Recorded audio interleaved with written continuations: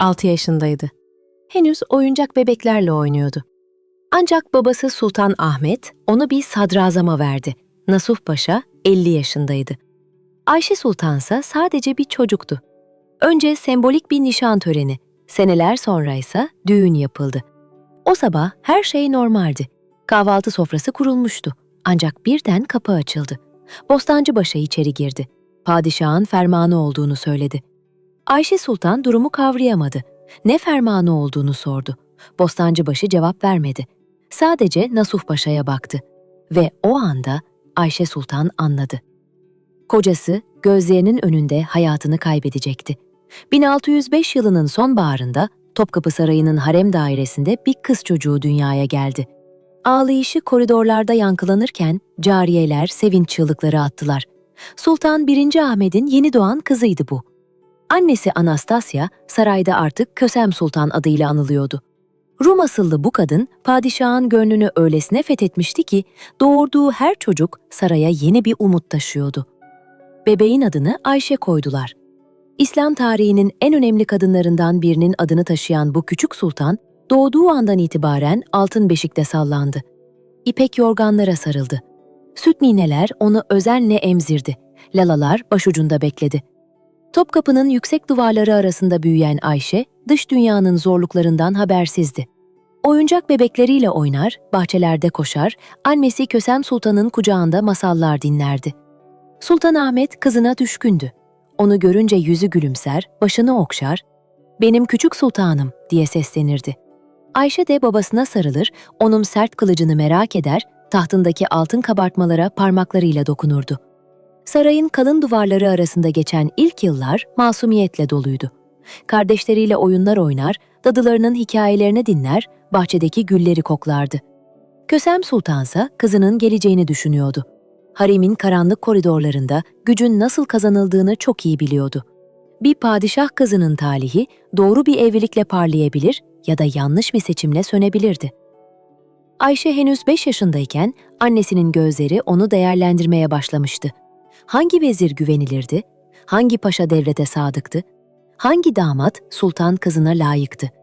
Sarayın sessiz duvarları arasında siyasi hesaplar yapılıyordu. Ayşe Sultan'ın oyuncak bebeklerle oynadığı günler aslında bir geri sayımdı. Çünkü Osmanlı Sarayı'nda hiçbir kız çocuğu sadece kız çocuğu olamazdı. Hepsi birer siyasi araçtı. Hepsi birer anlaşma malzemesiydi. Ve Ayşe Sultan da bu kaderden kaçamayacaktı. Ayşe Sultan'ın hikayesi bize bir şey öğretiyor. Bazen hayat çok acımasız olabilir. Ama hayatta kalmak en büyük güçtür. Eğer sen de bu tür dokunaklı ve güçlü kadın hikayelerini severek dinliyorsan, bu kanala abone olmayı ve videoyu beğenmeyi unutma. Ve bizi nereden, saat kaçta dinlediğini merak ediyorum. Çünkü her hafta senin gibi tarih severler için özel hikayeler anlatıyorum. Ve kim bilir, belki bir sonraki hikaye senin kalbine daha da derinden dokunur. Ayşe Sultan büyüdükçe annesi Kösem Sultan'ın sevgisi de derinleşiyordu. Haremin en nüfuzlu kadını olan Kösem, kızını özel bir özenle yetiştiriyordu. Sabah namazından sonra Ayşe'yi yanına çağırır, ona mukaddes kitabı okumayı öğretirdi. Öğleden sonraları ise sarayın bahçesinde yürüyüşe çıkarlar, çiçeklerin arasında vakit geçirirlerdi. Kösem Sultan, kızına sadece dini vecibeleri değil, aynı zamanda bir sultanın nasıl davranması gerektiğini de öğretiyordu. Bir sultan, kızının asla sesini yükseltmemesi gerektiğini, gücünü sessizliğinde bulacağını, bu gücü bakışlarında taşıyıp sözlerinde saklayacağını anlatırdı. Küçük Ayşe annesinin her sözünü dikkatle dinler, ona benzemeye çalışırdı. Oturuşuna dikkat eder, yürüyüşünü düzeltir, konuşurken kelimelerini özenle seçerdi. Harem kadınları Ayşe Sultan'a hayranlık duyuyordu. Onun ne kadar zarif büyüdüğünü, annesi gibi akıllı bir kız olduğunu konuşurlardı. Cariyeler onu görünce saygıyla eğilir, görevliler yolunu açardı. Ayşe bu düzeni olağan kabul ediyordu. Sarayın dışında farklı bir hayatın varlığından ya da başka bir yaşam biçiminden henüz haberdar değildi. 1611 yılına gelindiğinde Ayşe Sultan 6 yaşına basmıştı. Henüz küçük bir çocuktu. Bahçede kelebeklerin peşinden koşuyor, dadısının anlattığı masallarla uykuya dalıyordu. Ancak Kösem Sultan artık farklı planlar kuruyordu. Devletin ileri gelenleriyle irtibat kuruyor, vezirlerin durumlarını takip ediyor ve kızı için uygun bir eş arıyordu. Bir akşamüstü Sultan Ahmet'le Kösem Sultan baş başa kalmışlardı. Padişah yorgundu. Devlet işlerinin ağırlığı omuzlarına çökmüştü. Kösem eşinin yanına oturdu ve alçak sesle konuşmaya başladı. Ayşe'nin artık büyüdüğünü ve onu bir devlet adamıyla evlendirmeleri gerektiğini belirtti. Sultan Ahmet başını kaldırdı ve kızının henüz 6 yaşında çok küçük olduğunu dile getirdi. Kösem Sultan, nikahın kıyılacağını, ancak törenin erteleneceğini, bunun bir saray geleneği olduğunu ifade etti. Kızlarının yetişkinliğe eriştiği vakit evliliğin tamamlanacağını ekledi. Sultan Ahmet derin bir nefes aldı. Osmanlı devlet yapısında bu tür evliliklerin siyasi bağlar kurmak için yapıldığını biliyordu. Aklındaki ismi sordu. Kösem Sultan, Nasuh Paşa'nın adını verdi. Onun varlıklı, güçlü ve sadık bir devlet adamı olduğunu, Halep valiliğinden yeni döndüğünü ve padişaha bağlılığını vurguladı. Sultan Ahmet bir süre düşündü. Nasuh Paşa gerçekten de güçlü bir isimdi. Ancak yaşça oldukça büyüktü. Ayşe ise henüz çocukluk çağındaydı. Yine de Kösem Sultan kararlıydı. Devletin geleceği için bu evliliği gerekli görüyordu. Nasuh Paşa'yı saraya daha sıkı bağlamak ve sadakatini pekiştirmek istiyordu. Küçük Ayşe Sultan bu büyük siyasi kararın merkezi haline gelecekti. Topkapı Sarayı'nda 1611 yılının yaz aylarında önemli bir toplantı gerçekleştirildi. Divan-ı Hümayun salonunda Sultan Ahmet vezirlerini bir araya getirmişti. Şeyhülislam Hocazade Mehmet Efendi de toplantıda hazır bulunuyordu. Gündem oldukça yoğundu. Devletin geleceği, devlet adamlarının bağlılığı ve siyasi ortaklıklar üzerine görüşülüyordu. Sultan Ahmet ayağa kalkarak kararını açıkladı. Kızı Ayşe Sultan'ı Sadrazam Nasuh Paşa ile nikahlamaya karar verdiğini bildirdi. Salonda derin bir sessizlik hakim oldu. Vezirler birbirlerine bakarken Nasuh Paşa şaşkınlığını gizleyemedi. Padişahın kızıyla akrabalık kurmak büyük bir mertebe olduğu kadar omuzlara yüklenen ağır bir sorumluluktu. Şeyhülislam öne çıkarak bu evliliğin devlet idaresi için olumlu sonuçlar doğuracağını ifade etti. Nasuh Paşa'nın sadakatine vurgu yaptı ancak sultanın henüz çocuk yaşta olduğuna dikkat çekti. Nikahın kıyılabileceğini fakat düğün töreninin ileri bir tarihe bırakılmasının uygun olacağını belirtti. Sultan Ahmet bu görüşü onayladı. Nikah töreninin yakında yapılacağını, düğününse Ayşe Sultan yetişkinliğe eriştiğinde gerçekleştirileceğini vurguladı. Nasuh Paşa hürmetle eğilerek padişaha bağlılığını bildirdi ve bu onura layık görülmekten duyduğu memnuniyeti dile getirdi. Sultan Ahmet sadrazamına bakarken gözlerinde hem bir babanın hassasiyeti hem de bir hükümdarın uyarısı vardı. Kızının kendisi için nedenle kıymetli olduğunu ve ona en küçük bir zarar gelmemesi gerektiğini kesin bir dille hatırlattı. Saraydan yayılan bu haber kısa sürede İstanbul'un her yanına ulaştı. Çarşılarda, meydanlarda ve halkın toplandığı alanlarda herkes bu evliliği konuşur oldu. Sultan Ahmet'in kızını Nasuh Paşa'ya verdiği haberi dilden dile dolaştı.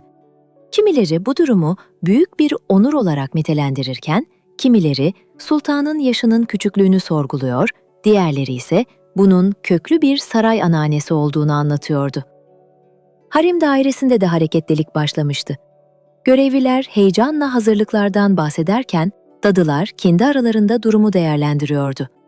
Ayşe Sultan'ın lelası, Küçük Sultan'ın yanına giderek durumu nezaketle paylaştı.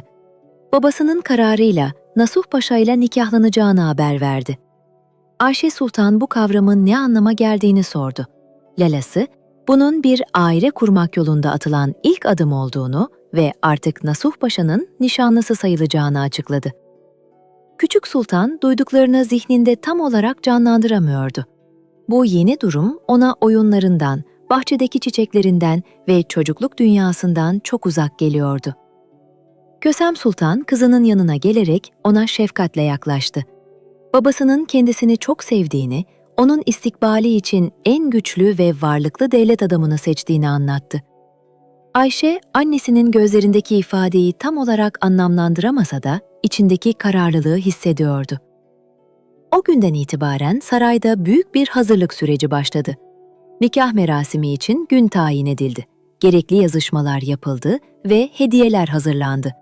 6 yaşındaki Ayşe Sultansa henüz bu siyasi hamlenin hayatını nasıl kökten değiştireceğinden habersiz, saray bahçesindeki çocukluk günlerine devam ediyordu. Nasuh Paşa'nın hayatı, Gümülcine'nin köylerinden başlayıp devletin en üst kademelerine uzanan bir yükseliş hikayesiydi. Küçük yaşta saray hizmetine alınmış, disiplinle yetişmiş ve her kademede kendini kanıtlamıştı. Müteferrikalıktan başlayarak çeşitli görevlerde bulunmuş, sadakat ve azmiyle dikkatleri üzerine çekmişti. Yıllar içinde Nasuh Paşa'nın devlet içindeki konumu güçlendi. Farklı idari görevlerin ardından saray ahırlarından sorumlu makama kadar yükseldi. 1603 yılında Halep valiliğine atandığında artık devletin kilit isimlerinden biri haline gelmişti. Halep'te görev yaparken bölgedeki karışıklıklarla ve asayiş sorunlarıyla mücadele etti. Düzeni sağladıktan sonra Diyarbakır valiliğine getirildi. Burada nüfuzunu daha da artırdı. Yerel güçlerle kurduğu bağlar sayesinde büyük bir servet edindi. 5000 atlıdan oluşan donanımlı bir süvari birliği kurarak askeri gücünü pekiştirdi. Nasuh Paşa artık muazzam bir varlığa sahipti. Sarayları, köşkleri ve sayısız hazinesi vardı. Çeşitli yollarla biriktirdiği bu servet, onu devletin en varlıklı isimlerinden biri yapmıştı. Ancak sadece maddi güçle yetinmiyor, mutlak iktidarın peşinde koşuyordu. Hedefi devletin en yüksek idari makamı olan sadrazamlıktı. 1611 yılının yazında beklediği fırsat doğdu. Sadrazam Kuyucu Murat Paşa, Doğu seferinden dönerken rahatsızlanarak hayatını kaybetti. Sultan Ahmet yeni bir sadrazam seçmek durumundaydı. Padişahın tercihi Nasuh Paşa oldu. Ağustos ayının başında sadrazamlık mührü Nasuh Paşa'ya gönderildi. Mühür kendisine ulaştığında büyük bir memnuniyet duydu. Artık padişahtan sonra gelen en yetkili kişiydi. Karar alma ve devleti idare etme yetkisi tamamen elindeydi. Göreve gelir gelmez dış meselelere odaklandı. Safevilerle süregelen çatışmaları sonlandırmak için harekete geçti. Şah Abbas'ın sunduğu barış teklifini değerlendirdi. 1612 yılının Kasım ayında kendi adıyla anılacak olan Barış Antlaşması imzalandı. Bu antlaşmayla sınır boylarındaki çatışmalar durdu ve ticari yükümlülükler karara bağlandı. İstanbul'a döndüğünde Nasuh Paşa görkemli bir törenle karşılandı. Şehirde büyük bir hareketlilik vardı. Yanında getirdiği elçilik heyeti ve sunulan kıymetli hediyeler halkın ilgisini çekiyordu. Değerli kumaşlar ve ipek yükleri saraya taşınırken halk sokakları doldurmuş bu güç gösterisini izliyordu. Nasuh Paşa artık arzuladığı her şeye sahipti. Zenginliğe, güce ve yüksek bir makama. Ancak Sultan Ahmet'in ona vereceği son bir paye daha vardı. Kızı Ayşe Sultan'la yapılacak evlilik. Bu izdivaç onu hanedana damat yapacak ve ulaşabileceği en yüksek şerefe taşıyacaktı. Ancak bu yükseliş beraberinde geri dönülemez bir süreci de getirecekti. Topkapı Sarayı, 1612 yılının bahar aylarında görkemli bir merasime hazırlanıyordu. Sultan Ahmet, kızı Ayşe Sultan'ın nikah törenini İstanbul'un daha önce tanık olmadığı bir ihtişamla düzenlemek istiyordu. Sarayın her köşesi özenle temizleniyor, altın şamdanlar parlatılıyor ve en nadide halılar zeminlere seriliyordu. Nikah günü geldiğinde saray bir bayram yerini andırıyordu. Şeyhülislam Hocazade Mehmet Efendi, vezirler ve devletin ileri gelenleri törende hazır bulunuyordu. Divan salonunda heybetli bir meclis kurulmuş, altın süslemeli tahtlar dizilmiş ve ipek yastıklar yerleştirilmişti. Buhudanlardan yayılan hoş kokular tüm salonu sarmıştı. Sultan Ahmet tahtında otururken yanında Sadrazam Nasuh Paşa duruyordu. Paşa en görkemli kaftanlarını giymiş ve başına altın işlemeli sarığını takmıştı. 50 yaşını aşmış olan Nasuh Paşa heybetli duruşuyla dikkat çekiyordu. Bakışlarındaki kararlılık o gün sadece bir aile bağının değil, aynı zamanda güçlü bir siyasi ortaklığın temellerinin atıldığını gösteriyordu. Şeyhülislam ayağa kalkarak dini merasimi başlattı. Salondaki herkes derin bir saygıyla töreni takip ediyordu. Nasuh Paşa, Şeyhülislam'ın sorusuna yüksek sesle onay verdi. Usul gereği 3 kez tekrarlanan bu onayla nikah akdi tamamlanmış oldu. Ayşe Sultan ise harem dairesindeydi. 6 yaşındaki küçük sultan etrafında olup bitenleri tümüyle kavrayamıyordu. Üzerine en değerli kumaşlardan dikilmiş elbiseler giydirilmiş, başına incilerle bezeli zarif bir başlık takılmıştı. Küçük elleri hafifçe titrerken gözleri merakla çevresini süzüyordu. Kösem Sultan kızının yanından ayrılmıyordu. Ayşe'nin elini veriyordu, bu törenin bir başlangıç olduğunu, ancak Ayşe'nin daha uzun yıllar sarayda annesinin yanında kalacağını anlatıyordu. Ayşe, annesinin gözlerinde bir dayanak arıyor, ancak içinde bulunduğu durumun yabancılığını hissediyordu. Merasimin ardından sarayda büyük bir ziyafet verildi. Kurulan zengin sofralarda en seçkin yemekler ve şerbetler ikram edildi. Musiki şinaslar ezgileriyle güne eşlik ederken Sultan Ahmet sonuçtan memnun, Nasuh Paşa ise elde ettiği bu büyük payenin gururunu yaşıyordu. Ayşe Sultan'ın çocuk çehresinde ise sadece şaşkınlık okunuyordu. Harem dairesinde otururken kadınların kendisine artık bir devlet adamının eşi olduğunu söylemelerini dinliyordu. Bu kavramlar onun dünyasında oyuncaklarından çok daha uzaktı. O gece yatağına uzandığında zihni törene dair sorularla doluydu. Artık sadece babasının küçük kızı değil, devletin en güçlü adamlarından birinin nişanlısı olarak anılacaktı. Nikah akdinin tamamlanmasının ardından sarayda sessiz bir bekleyiş dönemi başladı. Ayşe Sultan hala Topkapı Sarayı'ndaydı, annesinin yanındaydı ve alışık olduğu düzende yaşamaya devam ediyordu. Ancak artık hanedan kayıtlarında farklı bir konumu vardı. Nasuh Paşa ile nikahlanmış, gelecekteki yuvası için gün saymaya başlamıştı. Büyük düğün töreni ise yıllar sonrasına ertelenmişti. Osmanlı devlet yapısında siyasi bağlılıkları güçlendirmek adına küçük yaşta nikah akdi yapılması ve evlilik birliğinin tamamlanması için sultanın yetişkinliğe erişmesinin beklenmesi bir usuldü. Ayşe Sultan'ın da bu süreci tamamlaması gerekiyordu. Küçük bir çocuk için bu belirsizliklerle dolu süreç, her geçen gün o bilinmez geleceğe biraz daha yaklaşmak demekti. Günler ayları kovaladı ve Ayşe Sultan 7 yaşına girdi. Hala çocuk oyunlarına devam ediyor ve saray bahçesinde vakit geçiriyordu. Ancak zihninin bir köşesinde her zaman o yabancı isme ve kurulacak yeni hayatın neye benzeyeceğine dair sorular yer alıyordu. Kösem Sultan, kızının endişelerini hissederek onu teselli ediyordu. Bu vaktin gelmesine daha çok zaman olduğunu, Ayşe'nin önce büyümesi ve cemiyete hazır bir genç kız olması gerektiğini anlatıyordu. Ancak Ayşe Sultan için büyümek, alışık olduğu bu güvenli limandan ayrılıp, Nasuh Paşa'nın sarayına gitmek anlamına geldiği için huzursuzluk kaynağıydı. Saray koridorlarında cariyeler, Nasuh Paşa'nın muazzam bir servete sahip olduğunu ve Ayşe Sultan'ın oraya gittiğinde büyük bir bolluk içinde yaşayacağını anlatıyorlardı. Fakat küçük sultan için kıymetli eşyalar annesinin şefkatinden daha değerli değildi.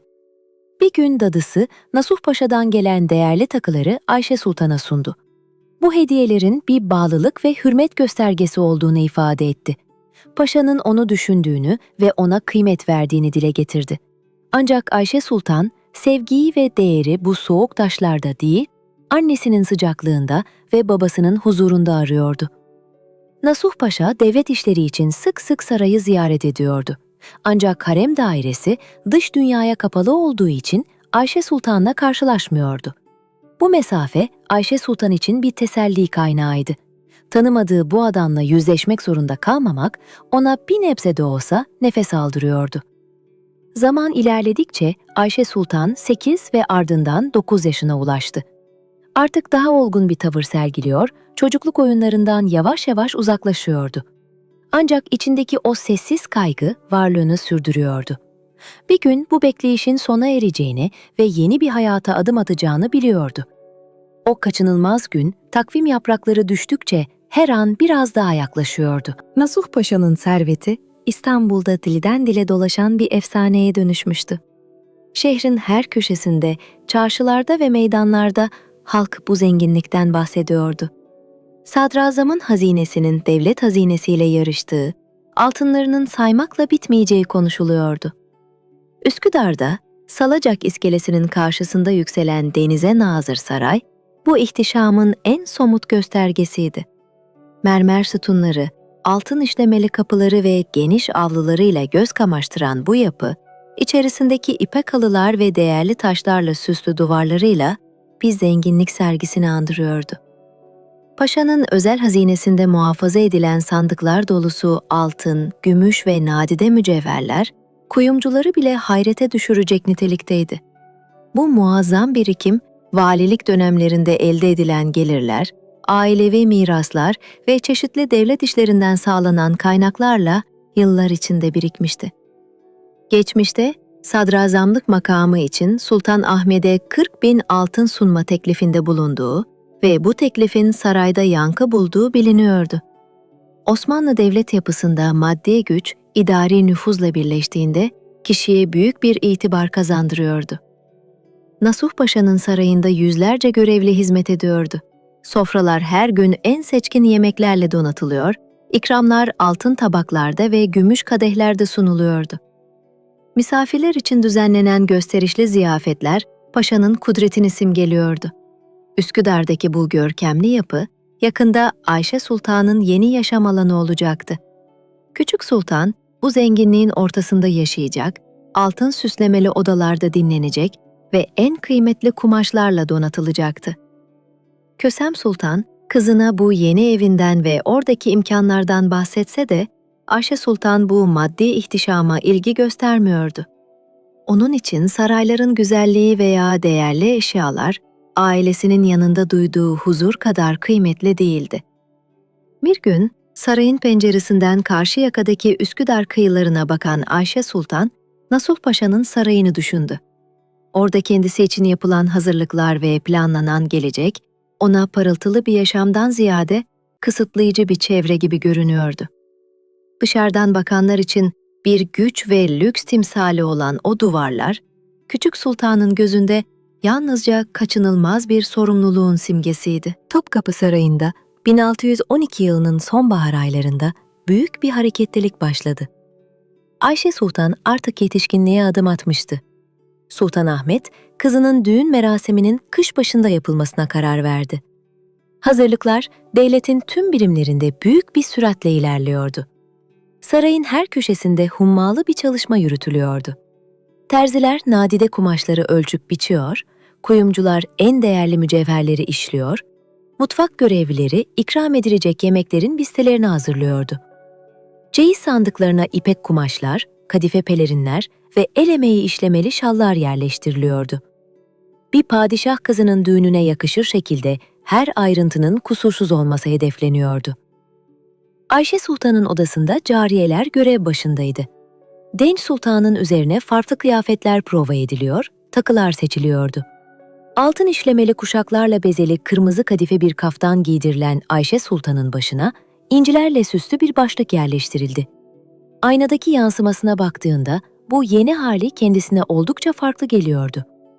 Kösem Sultan, kızının hazırlıkları ile bizzat ilgileniyordu. Ayşe'nin saçlarını tararken ona moral verici sözler söylüyordu. Ancak Ayşe Sultan'ın çehresinde bir gülümseme belirmiyordu. Aynadaki ağır mücevherler ve gösterişli kıyafetler, onun çocukluk günlerinden kalma sadeliğiyle zıtlık içindeydi. Sultan Ahmet, kızının çeyizinin eksiksiz olması için talimatlar veriyordu. Sayısız sandık dolusu hediye, binlerce parça kıyafet ve kıymetli takı setleri hazır edildi. Altın ve gümüş kaplar, nadide halılar ve dokumalar çeyize eklendi.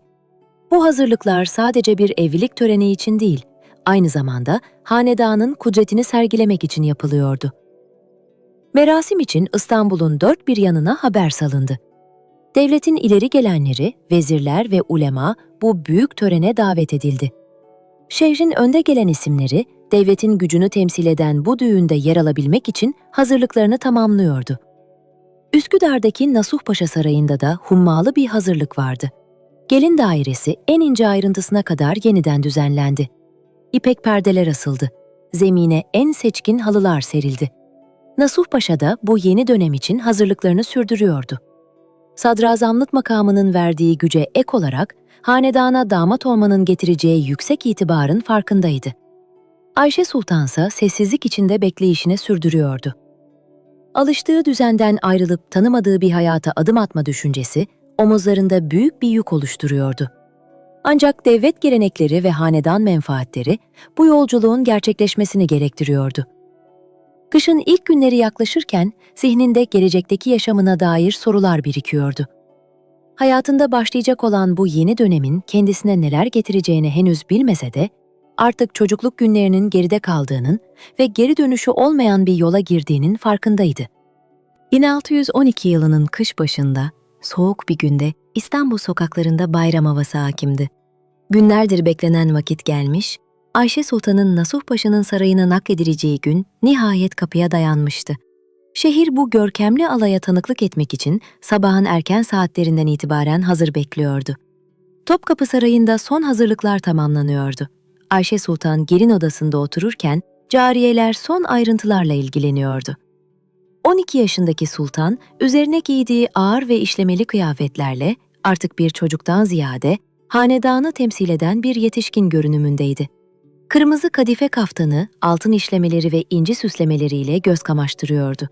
Başındaki değerli taşlarla bezeli başlık, boynundaki gerdanlık ve parmaklarındaki yüzükler, taşıdığı yüksek makamın ve zenginliğin birer nişanesiydi.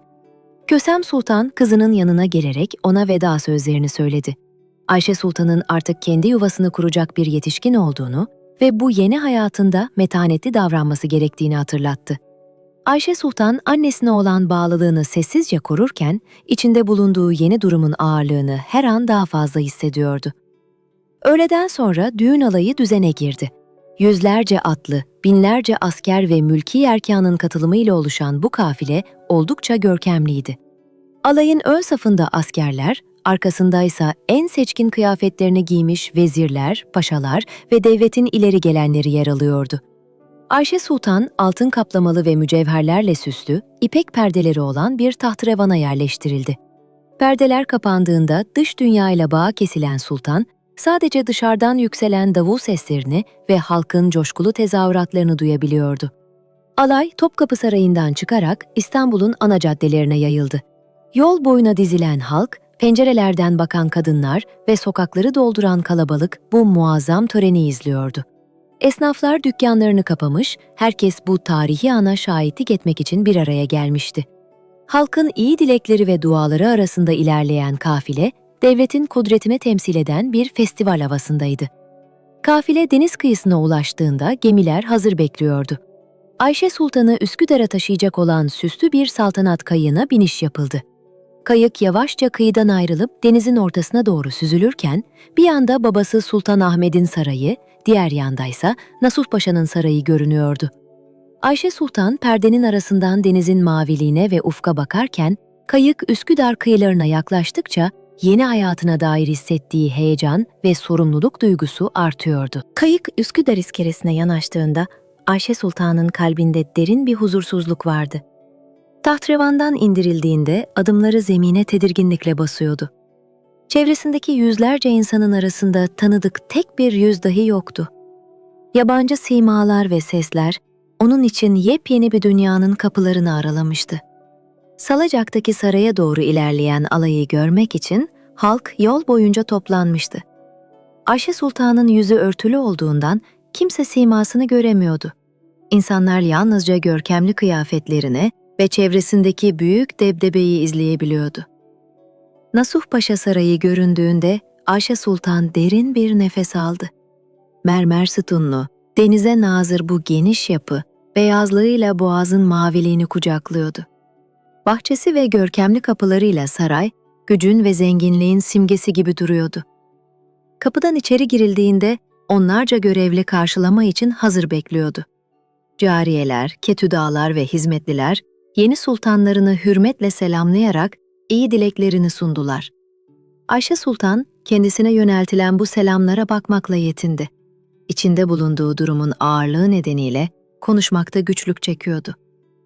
Gelin dairesine ulaşıldığında odanın ihtişamı dikkat çekiciydi. İpek perdeler, altın şamdanlar ve kıymetli halılar her köşeyi süslüyordu. Odanın ortasındaki işlemeli yastıklar, aynalar ve mücevher kutuları, odadaki hazırlığın eksiksiz olduğunu gösteriyordu. Cariyeler sultanın ağır kaftanını çıkarıp daha hafif bir entari giydirdiler. Başındaki ağır başlığı alarak saçlarını taramaya başladılar. Ayşe Sultan tüm bu hizmetleri sessizce kabul ederken zihnindeki durgunluk devam ediyordu. Akşam saatlerinde Nasuh Paşa odaya girdi. Ayşe Sultan eşini ilk kez yakından gördü. Uzun boylu ve ciddi simalı Nasuh Paşa 50 yaşını aşmıştı. Ayşe Sultansa henüz 12 yaşındaydı. Paşa gelinine tebessüm ederek sarayın artık kendisine ait olduğunu belirtti.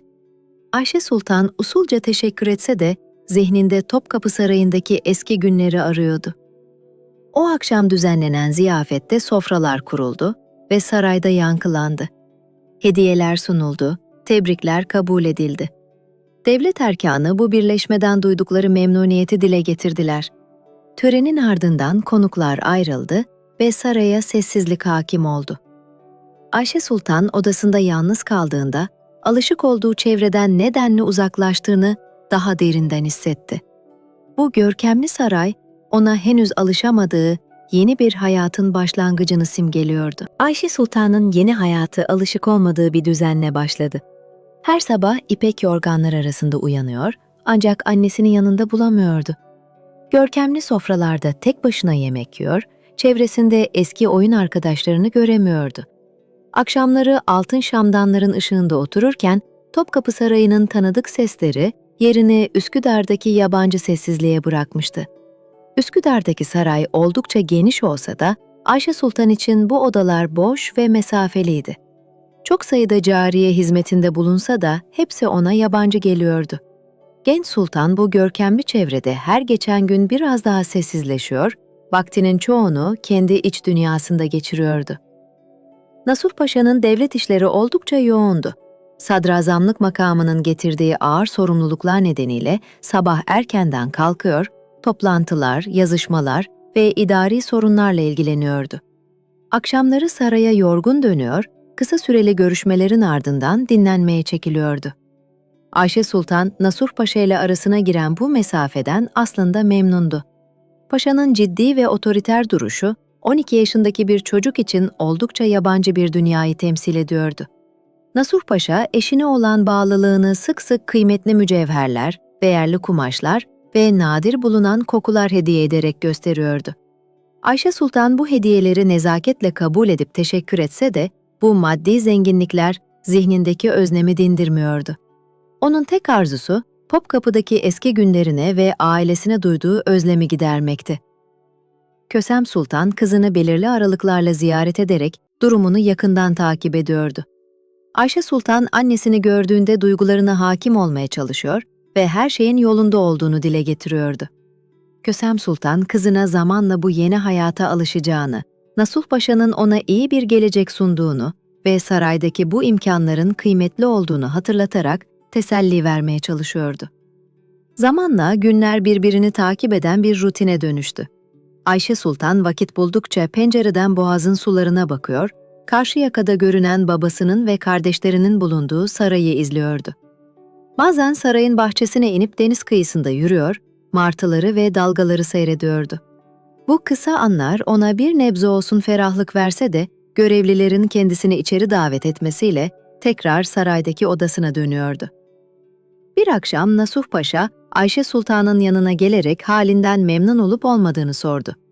12 yaşındaki sultan, bu soru karşısında nezaketini bozmayarak memnuniyetini dile getirdi. Ancak bakışlarındaki ifade, içinde bulunduğu durumun sorumluluğu ve ailesine duyduğu özlemi yansıtıyordu.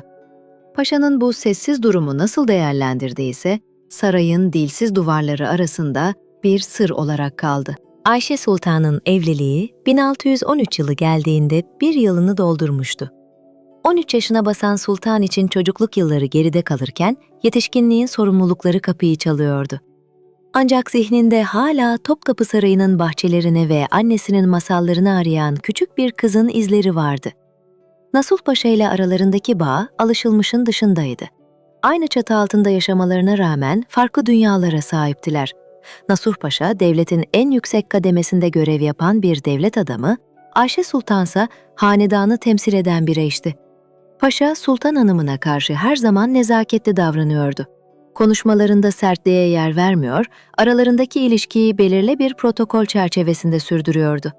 Birbirlerine saygı duyuyorlardı Ancak aralarında derin bir duygusal yakınlık bulunmuyordu.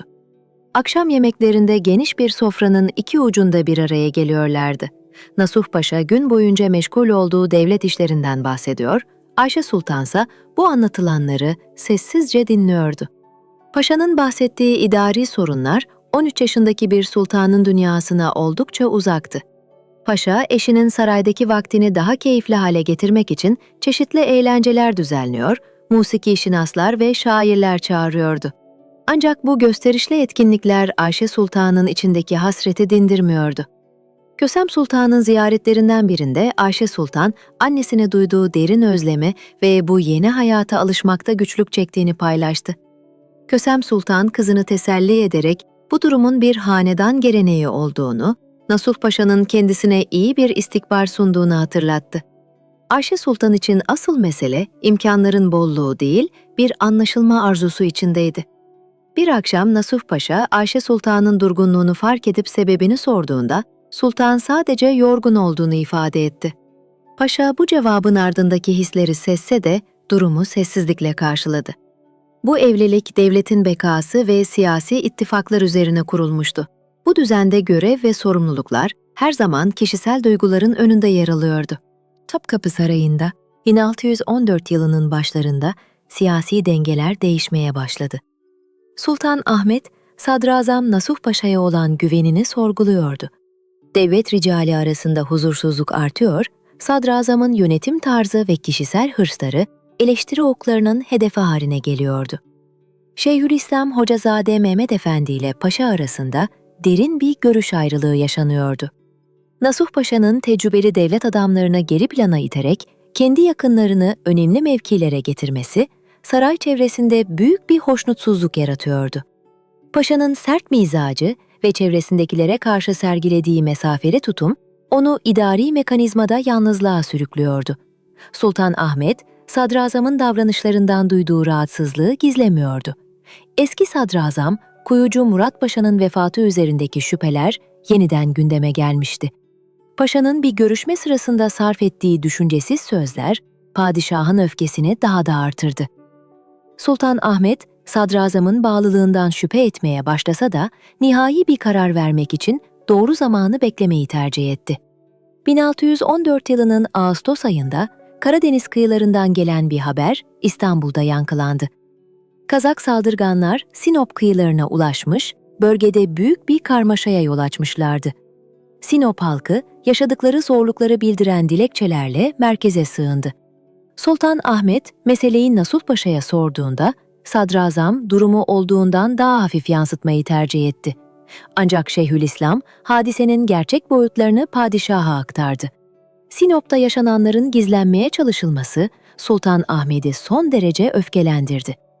Devletin güvenliğini ilgilendiren bir meselenin kendisinden saklanması, bardağı taşıran son damla oldu. Saray koridorlarında artık Nasuh Paşa'nın makamını kaybedeceği konuşulmaya başlanmıştı. Üsküdar'daki sarayda Ayşe Sultan, gelişen bu siyasi gerilimden haberdar değildi. 13 yaşındaki sultan, saray siyasetinden uzak kalsa da evindeki huzursuzluğu hissedebiliyordu. Nasuh Paşa eve her zamankinden daha gergin dönüyor, derin düşüncelere dalıyordu. Paşa'nın çehresinde beliren endişe, yaklaşan fırtınanın sessiz bir habercisi gibiydi. Nasuh Paşa'nın durumu, 1614 yılının Eylül ayına girildiğinde giderek zorlaşıyordu. Sultan Ahmet, sadrazamına olan güvenini tamamen yitirmişti. Saray koridorlarında artık yüksek sesle paşanın makamını kaybedeceği ve sadrazamlık mührünün elinden alınacağı konuşuluyordu. Nasuh Paşa çevresindeki bu değişimin farkındaydı. Her sabah saraya gittiğinde diğer devlet adamlarının soğuk bakışlarını, isteksiz selamlarını ve mesafeli konuşmalarını hissediyordu. Herkes ondan uzaklaşmaya başlamıştı. Zira iktidar dengelerinin değiştiği bu ortamda taraflar çoktan seçilmişti.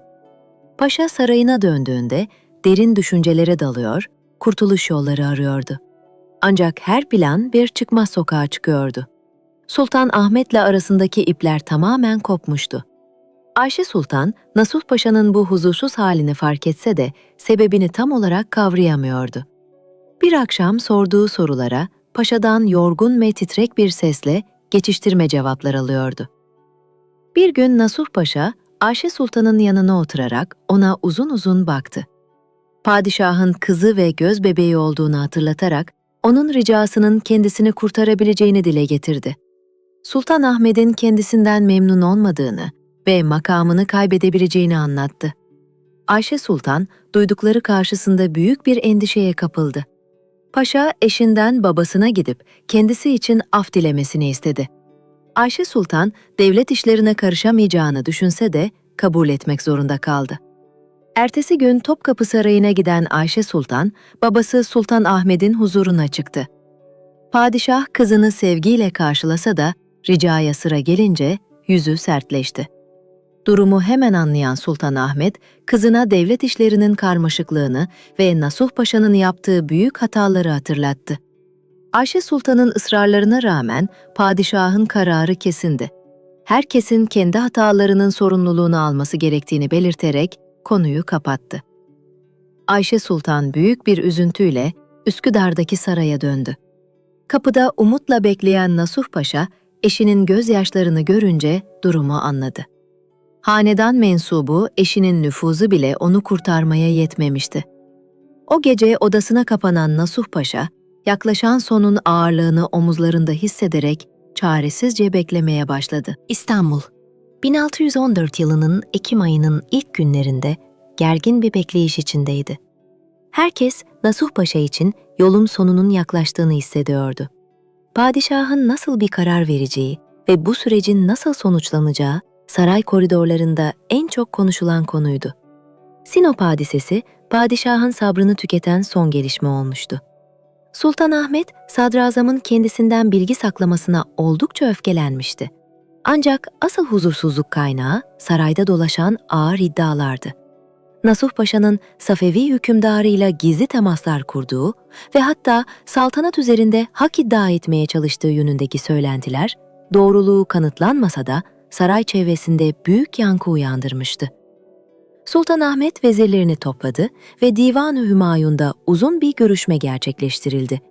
Şeyhülislam Hocazade Mehmet Efendi ve diğer devlet adamları, paşanın artık güven vermediğini ve devletin selameti için görevden alınması gerektiğini ifade ettiler. Sultan Ahmet uzun bir muhakeme sürecinden geçti. Nasuh Paşa her ne kadar kızı Ayşe Sultan'ın eşi olsa da devletin bekasını her türlü şahsi bağın üzerinde tuttu. Sonunda sadrazamın azledilmesine ve hayatına son verilmesine karar verildi. Kararın uygulanacağı gün olarak 17 Ekim Cuma belirlendi. Nasuh Paşa başına gelecekleri seziyordu. Belirlenen günde Cuma selamlığına davet edilmesine rağmen rahatsızlığını bahane ederek saraya gitmedi. Padişahın huzuruna çıkmanın kendisi için geri dönüşü olmayan bir yol olduğunu biliyordu. Sultan Ahmet o gün Cuma namazına çıkmayarak sarayda kaldı. Saray çevresinde ve şehirde olağanüstü güvenlik önlemleri alındı. İstanbul halkı bu alışılmadık hareketliliği fark edince dükkanlarını kapatıp evlerine çekildi. Sokaklara derin bir sessizlik hakim oldu. Üsküdar'daki sarayda Ayşe Sultan, çevresindeki telaşı ve fısıltıları endişeyle takip ediyordu. Nasuh Paşa sabahtan beri odasına kapanmış, yalnızca pencereden Karşıyaka'yı izliyordu. Ayşe Sultan kocasının odasına gidip içeri girdiğinde, paşayı pencere kenarında bitkin bir halde buldu. Eşinin durumunu sorduğunda Nasuh Paşa artık iyi olmasının mümkün olmadığını belirtti. Ayşe Sultan bu sözlerin derinindeki anlamı kavrayamasa da kocasının iması içindeki korkuyu artırdı. Sultan Ahmet 1614 yılının Ekim ayında Topkapı Sarayı'ndaki tahtında vezirlerini huzuruna kabul etti. Şeyhülislam Hocazade Mehmet Efendi, elinde Nasuh Paşa'nın hayatına son verilmesi için gerekli dini izni içeren fetvayı tutuyordu. Gerekli tüm hukuki ve dini dayanaklar tamamlanmıştı. Sultan Ahmet, sadrazamın devlete karşı sadakatsizlik gösterdiğini, kendisinden önemli bilgileri sakladığını ve kamu düzenini tehlikeye atan gizli temaslarda bulunduğunu ifade etti. Bu tutumun bağışlanamaz olduğunu vurguladı. Vezirlerden biri, Nasuh Paşa'nın hanedana damat olması ve Ayşe Sultan'la olan bağı nedeniyle durumun hassasiyetini dile getirdi. Ancak Sultan Ahmet, adaletin makam ve akrabalık gözetmeksizin herkes için eşit uygulanacağını, hata yapanın sonuçlarına katlanacağını belirtti. Şeyhülislam hazırlanan fetvayı okuyarak, devletin güvenliğini sarsan bir yöneticinin cezalandırılmasının uygun olduğunu bildirdi. Kararın kesinleşmesi üzerine Bostancıbaşı Hüseyin Ağa görevlendirildi. Sultan Ahmet, 100 bostancıyla Üsküdar'daki saraya gidilmesini, fermanın uygulanmasını ve paşanın tüm mal varlığının devlet adına kayıt altına alınmasını emretti. Öğleden sonra Bostancıbaşı Hüseyin Ağa, emrindeki 100 kişilik silahlı birlikle hazırlıklarını tamamladı. Akşam saatlerine doğru Üsküdar'daki saraya sadrazamın huzura çağrıldığına dair resmi haber gönderildi. Ancak Nasuh Paşa bu çağrının ne anlama geldiğini kavramıştı. Çevresindeki sadık adamlarıyla bir araya gelen paşa, direnme tekliflerini geri çevirdi.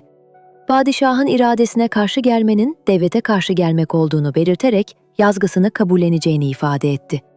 Ayşe Sultan salonun dışında gelişmeleri takip ediyordu. Görevlilerin telaşı ve çevresinden yükselen sesler durumun vahametini ortaya koyuyordu. O akşam Nasuh Paşa, Ayşe Sultan'ı yanına davet etti.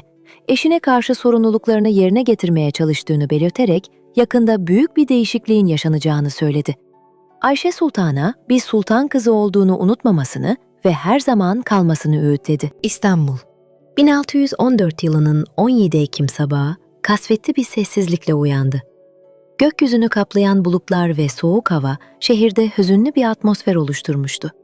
Topkapı Sarayı'nda son hazırlıklar tamamlanmış, Bostancıbaşı Hüseyin Ağa emrindeki askerlerle birlikte fermanı yerine getirmek üzere emir bekliyordu. Nasuh Paşa sabah ibadetini yerine getirdikten sonra uzun süre dua etti. Ardından odasına geçerek en seçkin kaftanını giydi. Karşılayacağı sonra başı dik bir şekilde gitmek istiyordu. Sarayın içinde görevliler arasında endişeli fısıltılar yükseliyor, herkes yaklaşan değişikliğin farkında olsa da kimse olacakları tam olarak dile getiremiyordu. Ayşe Sultan sabah uyandığında içini büyük bir huzursuzluk kaplamıştı. Gece gördüğü ağır rüyaların etkisiyle hemen eşinin odasına gitti. Nasuh Paşa pencereden dışarıyı izliyordu. Ayşe Sultan kendisini bekleyen birileri olup olmadığını sorduğunda Nasuh Paşa dışarıdakilerin dostları olmadığını ifade etti. Gelenlerin padişahın kararını bildirecek görevliler olduğunu belirttiğinde 13 yaşındaki sultan duydukları karşısında büyük bir sarsıntı yaşadı. Nasuh Paşa Ayşe Sultan'ın yanına oturarak durumu açıkladı. Sultan Ahmet'in kendisine yönelik ağır suçlamalar barındıran bir ferman yayımladığını, Safevi hükümdarıyla gizli temaslar kurduğu iddiaları nedeniyle hakkında nihai kararın verildiğini anlattı. Ayşe Sultan duyduğu kelimenin ağırlığıyla sarsıldı. Babasının bir aile büyüğü olmasının ötesinde bir hükümdar olduğunu ve devletin bekasını her şeyin üstünde tuttuğunu anlamaya başladı. Nasuh Paşa, kaçmanın ya da direnmenin yalnızca devlete karşı gelmek sayılacağını, bu yüzden yazgısını onuruyla kabulleneceğini dile getirdi. O sırada kapı vuruldu ve görevli, Bostancıbaşı Hüseyin Ağa'nın askerleriyle sarayı çevrelediği haberini verdi. Nasuh Paşa ayağa kalkarak hazır olduğunu bildirdi. Ayşe Sultan büyük bir çaresizlikle eşine engel olmaya çalışsa da Nasuh Paşa bunun bir kader olduğunu söyleyerek metanetini korudu. Odadan çıkmadan önce Ayşe Sultan'a son bir kez bakarak ne olursa olsun güçlü kalması gerektiğini öğütledi. Nasuh Paşa salona indiğinde Bostancıbaşı Hüseyin Ağa ve beraberindeki 100 bostancı onu bekliyordu. Hüseyin Ağa resmi bir tavırla Sultan Ahmet Ağa'nın fermanı uyarınca paşayı alıkoyacağını bildirdi. Nasuh Paşa fermanın okunmasını bekledi. Fermanda Nasuh Paşa'nın padişahtan bilgi sakladığı, Sinop hadisesini hafife aldığı, Safevi hükümdarıyla gizli temaslar kurduğu ve devlet güvenliğini tehlikeye attığı gerekçesiyle görevinden alındığı ve hakkında nihai karar verildiği açıklandı. Kararın vakit kaybedilmeksizin uygulanması emrediliyordu. Salondakiler büyük bir şaşkınlık yaşarken, Nasuh Paşa kendisine sadık olan adamlarını durdurarak padişahın iradesine karşı gelinmemesi gerektiğini hatırlattı. Hüseyin Ağa, uygulamanın bizzat bu sarayda gerçekleştirileceğini bildirdi. Paşa çevresindeki görkemli eşyalara ve büyük servetine son kez baktı. Tüm bu zenginliğin hayatını korumaya yetmediğini anlayarak hazır olduğunu belirtti. Nasuh Paşa diz çökerek son dualarını etti ve gözlerini kapadı. Görevliler fermanın gereğini yerine getirmek üzere harekete geçtiler. Paşa son anına kadar metanetini koruyarak kendisine verilen cezayı onuruyla karşıladı. Üst katta Ayşe Sultan, alt katta yaşananları doğrudan göremese de çevresindeki hareketlilikten durumu hissediyordu. Cariyeler onu uzaklaştırmaya çalışsa da 13 yaşındaki sultan olduğu yerde kalmıştı. Bir süre sonra sarayda derin bir sessizlik hakim oldu. 3 yıl boyunca devletin en güçlü makamlarından birinde bulunan ve hanedana damat olan Nasuh Paşa'nın dünya hayatı sona ermişti. Bostancıbaşı Hüseyin Ağa, paşanın tüm mal varlığının kayıt altına alınması ve hazinesinin mühürlenmesi emrini verdi. Saraya yayılan görevliler, altınları, mücevherleri ve kıymetli eşyaları tek tek sayarak devlet hazinesine aktarılmak üzere hazırladılar. Efsanelere konu olan bu büyük servet artık devletin mülkiyetindeydi. Ayşe Sultan odasında büyük bir üzüntü içindeydi. Çevresindeki kadınlar onu teselli etmeye çalışsa da genç sultan yaşadıklarının ağırlığı altındaydı. Kendi evinde kocasının hayatının son bulmasına tanıklık etmek, onun zihninde asla silinmeyecek derin bir iz bırakmıştı. Ayşe Sultan'ın 1614 yılının 17 Ekim günü belleğine hiç unutamayacağı bir tarih olarak kazındı. Sabahın erken saatlerinde başlayan bu zorlu süreç, akşama kadar sürmüş, 13 yaşındaki sultanın dünyasında derin izler bırakmıştı. Nasuh Paşa'nın dünyadaki varlığı sona ermişti. Görevliler gerekli işlemler için sarayda bekliyordu. Paşa'nın cenazesinin Ok Meydanı'na nakledilerek defnedilmesine karar verildi. Benzer mevkilerde bulunup benzer yazgıları paylaşan devlet adamları gibi Nasuh Paşa da görevinden ve hayatından mahrum bırakılmıştı. Ayşe Sultan bu kederli manzaradan uzak tutuldu. Cariyeler onu odasına aldılar. Genç sultan pencereden dışarı bakacak gücü dahi kendinde bulamıyordu. Yalnızca odasında sessizliğe gömülmüş, yaşadıklarının ağırlığıyla sarsılıyordu. Sarayın içi ise büyük bir hareketlilik içindeydi. Görevliler her odayı inceliyor, sandıkları açıyor ve tüm değerli eşyaları kayıt altına alıyorlardı. Nasuh Paşa'nın serveti, alınan karar gereği devlet hazinesine devrediliyordu. Saray çalışanları büyük bir belirsizlik içindeydi. İdari düzen yerini tam bir karmaşaya bırakmıştı. Akşama doğru Kösem Sultan, kızını bu kederli ortamdan çıkarmak için geldi. Görevlilerin her yeri kayıt altına aldığını gördü ve hızla Ayşe Sultan'ın odasına yöneldi. Kapıyı açtığında kızını bitkin bir halde buldu. Ayşe Sultan annesine sığındı. Kösem Sultan kızına sıkıca sarılarak artık sükûnetini koruması gerektiğini fısıldadı. Bunun devletin bekası için alınmış bir idari karar olduğunu belirterek kızını teselli etmeye çalıştı. Hükümdarların bazen devletin selameti için en yakınları hakkında bile zor kararlar vermek durumunda kaldığını anlattı. O gece Kösem Sultan kızını Topkapı Sarayı'na geri götürdü. Üsküdar'daki o sarayda kalması artık mümkün değildi. Her köşe ağır hatıralarla doluydu.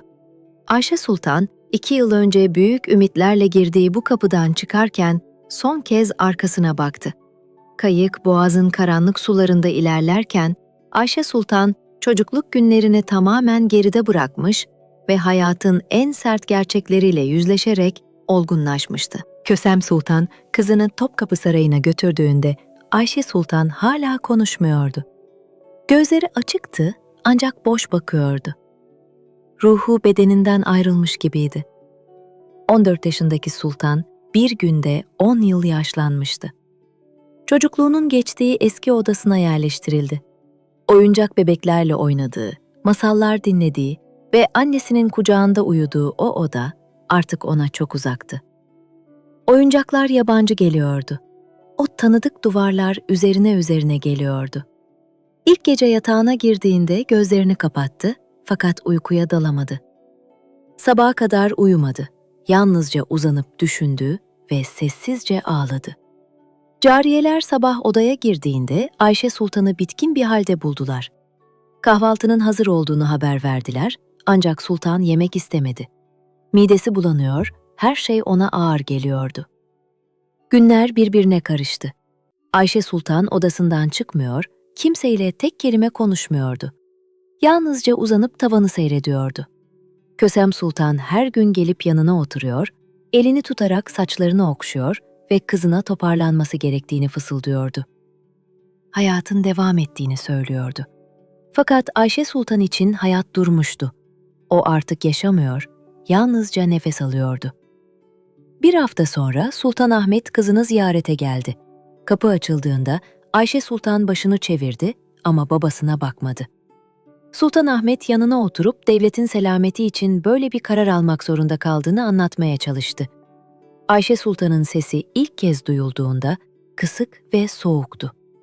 Devletin kendisini yalnız bıraktığını ve büyük bir kedere mahkum ettiğini dile getirdi. Sultan Ahmet, Nasuh Paşa'nın hatalarından söz etmeye yeltenince, Ayşe Sultan sert bir tavırla sözünü kesti ve odadan çıkmasını istedi. Sultan Ahmet, kızının bu tavrı karşısında şaşkınlığa uğradı. Ayşe Sultan sesini yükselterek artık aralarında bir baba-kız bağı kalmadığını, kendisini bir hükümdar olarak gördüğünü ve bu kararı asla bağışlamayacağını haykırdı. Sultan Ahmet keder içinde ayağa kalktı. Evladının kendisine sırt çevirmesi yüreğini sızlatsa da elinden bir şey gelmedi. Sessizce odadan çıktı. Kapı kapandığında Ayşe Sultan yeniden yalnızlığıyla baş başa kaldı. O gece Ayşe Sultan Nasuh Paşa için yas tuttu. Aralarındaki bağ ne olursa olsun o adam onun eşiydi ve hayatı elinden alınmıştı. Ayşe Sultan o gece 17 Ekim 1614 tarihini, o son bakışı ve kalbindeki bu kırgınlığı asla unutmayacağına dair kendi kendine söz verdi. Haftalar geçiyordu. Fakat Ayşe Sultan hala kendine gelemiyordu. Her sabah uyanıyor ancak yaşadığını hissetmiyordu. Yalnızca nefes alıyor, yalnızca var oluyordu. Ruhu derin bir sessizliğe gömülmüştü. Kösem Sultan her gün kızını ziyaret ediyordu. Yanına oturuyor, ona yemek yedirmeye çalışıyor ve konuşmaya teşvik ediyordu. Ayşe Sultan'ın birkaç lokma yemesi ve toparlanması için dil döküyordu. Ancak Ayşe Sultan yalnızca başını sallıyor, ne yemek yiyor ne de tek bir kelime ediyordu. Saraydaki cariyeler büyük bir endişe içindeydi. Sultanın bu halde devam etmesi durumunda sağlığının bozulacağını kendi aralarında fısıldaşıyorlardı. Ayşe Sultan ne uyuyor ne de bir gıda kabul ediyordu. Vaktinin tamamını yatağında uzanarak geçiriyordu. Kösem Sultan da çaresizdi. Kızının yaşadığı bu sarsıcı hadisenin izlerini silmenin ne kadar güç olduğunu biliyordu. Bir gün Sultan Ahmet yeniden kızının odasına geldi. Bu defa Ayşe Sultan ona tepki göstermedi. Yalnızca sessizce uzanmaya devam etti. Sultan Ahmet yanına oturarak ona olan sevgisinden ve duyduğu üzüntüden bahsetti. Ayşe Sultan gözlerini açıp babasına baktığında, bakışlarında ne bir öfke ne de bir sevgi kırıntısı vardı. Gözleri uçsuz bucaksız bir boşlukla doluydu. Kısık ve duygusuz bir sesle, artık 14 yaşında dul kalmış bir kadın olduğunu ve babalık bağının koptuğunu ifade etti. Sultan Ahmet'in bu sözler karşısında yüreği sızladı. Kızına olan bağının baki olduğunu söylese de Ayşe Sultan yüzünü çevirdi. Eşinin neden gözleri önünde hayatına son verildiğini, neden bu acıya mahkum edildiğini sordu. Sultan Ahmet verecek bir cevap bulamadı. Devletin selameti için aldığı bu kararın kızı tarafından asla kabul görmeyeceğinin farkındaydı. Zamanın her şeyi iyileştireceğini söylemeye çalışsa da Ayşe Sultan'ın kararı kesindi. Ne anlayacak ne de bağışlayacaktı. Babasından odayı terk etmesini istedi. Sultan Ahmet kızına son bir kez bakarak sessizce odadan ayrıldı. O günden sonra Ayşe Sultan babasıyla tek kelime dahi konuşmadı. Padişah sarayda olduğu müddetçe odasından dışarı adım atmadı. Hiçbir görüşmeye ya da aile yemeğine katılmadı. Vaktini sadece pencereden dışarıyı izleyerek geçirdi. Aylar geçtikçe Ayşe Sultan yavaş yavaş fiziksel olarak toparlanmaya başladı. Artık yemek yiyor, bahçede yürüyüşler yapıyor ve kitap okuyordu. Fakat yüzünde en ufak bir tebessüm belirmiyordu.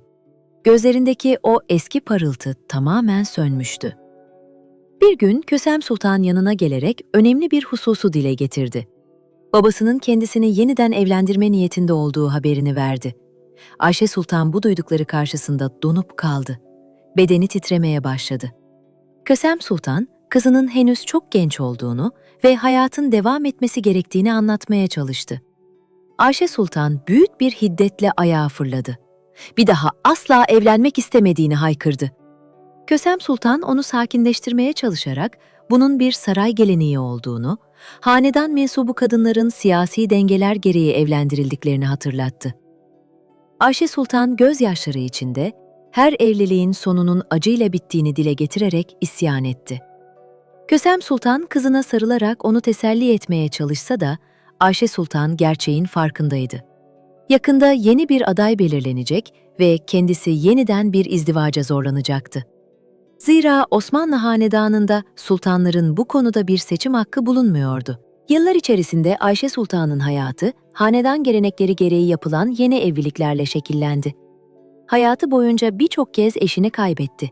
Kimi cephede hayatını kaybetti, kimi ise görevinden alındı. 1656 yılında vefat eden Ayşe Sultan, Sultanahmet Camii haziresindeki babasının türbesine defnedildi. Tarih kayıtları onu, hanedan evliliklerinde aradığı huzuru bulamayan, asil ve hüzünlü bir sultan olarak andı. Her şey, 1614 yılının o 17 Ekim gününde Üsküdar'daki sarayda yaşananlarla başlamıştı. Genç bir sultanın tanık olduğu o anlar, hayatı boyunca taşıyacağı bir olgunluğun temeli oldu. Osmanlı Sarayı'nın sert siyasi ikliminde, güdün ve iktidarın gölgesinde geçen bu yaşam, hanedan mensuplarının omuzlarındaki ağır sorumlulukların en somut örneği olarak tarihteki yerini aldı.